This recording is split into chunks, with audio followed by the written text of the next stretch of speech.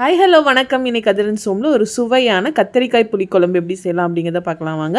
கடாய் அடுப்பில் வச்சு எண்ணெய் ஊற்றி கடுகு வெந்தயம் சேர்த்த பிறகு பூண்டு கருவேப்பிலை சேர்த்து நல்லா வதங்கின பிறகு இதோட 2 கட் பண்ணி வச்சுருக்க வெங்காயத்தை சேர்த்து சிறிது உப்பு சேர்த்து நல்லா வதக்கி எடுத்துக்கிறோம்.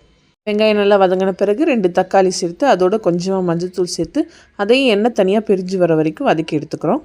இப்போ இதோட நம்ம காரத்திற்கேற்ப மிளகாய் தூள், கொத்தமல்லி தூள், அதுக்கப்புறமா கொஞ்சமாக சாம்பார் பொடி இதையும் சேர்த்து நல்லா எண்ணெயிலே வதக்கிக்கிறோம்.